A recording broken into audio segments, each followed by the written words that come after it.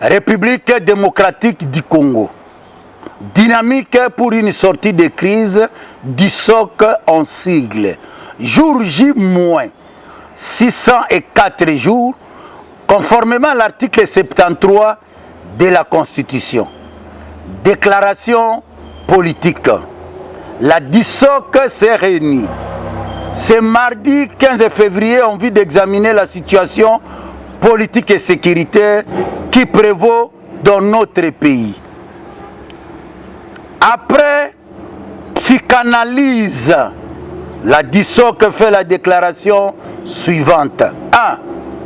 La DISOC prend acte des aveux les plus complets de M. Denis Kadima, président controversé de la CENI de l'Union dite sacrée de la Nation, proféré au cours de l'émission Face à Face du 11 février 2022 de la radio Top Congo FM en rapport avec la feuille de route du processus électoral, constatant l'impossibilité d'organiser les élections dans les délais constitutionnels en 2023 au regard des contraintes liées à la volonté politique avérée du pouvoir en place de planter les décors en vue d'obtenir les glissements sur le calendrier électoral de 2023.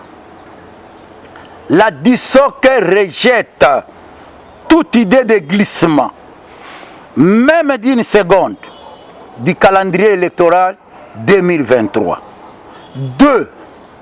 La DISOC recommande aux participants au sommet Union européenne, Union africaine, qui se tiendra à Bruxelles les 17 et 18 février 2022, d'exhumer et de requérir toute affaire cessante la mise en œuvre du rapport Mapping sur la République démocratique du Congo et d'écarter tout débat sur la remise en cause des frontières de notre pays héritées de la colonisation.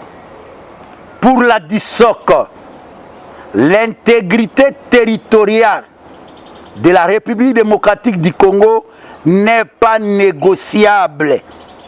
Les vaillants peuples congolais de l'intérieur comme de la diaspora y veillera jusqu'au sacrifice suprême. 3. À l'instar du peuple congolais, la DISOC attend diligemment du gouvernement les conclusions des enquêtes ouvertes autour du dossier relatif à l'atteinte à la sûreté de l'État et ont conduit à l'interpellation du conseiller spécial en matière de sécurité du président de la République au regard des indices sérieux flagornés dans les communiqués publiés par la présidence de la République contassée. 4.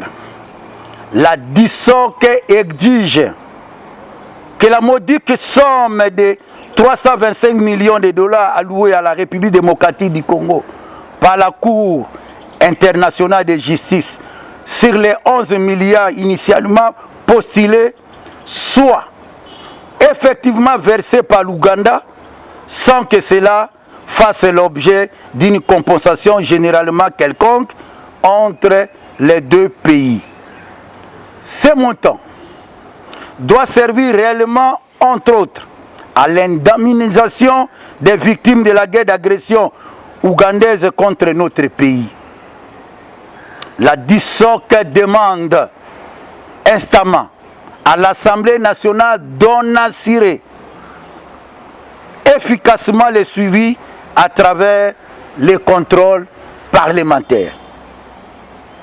5. Enfin, pour la DISOC, l'année 2022 sera marquée par la promotion et la vulgarisation du testament politique légué au peuple congolais par le docteur Etienne Tshisekedi wa Mulumba, d'heureuse mémoire, notamment sur les vertus cardinales ci-après.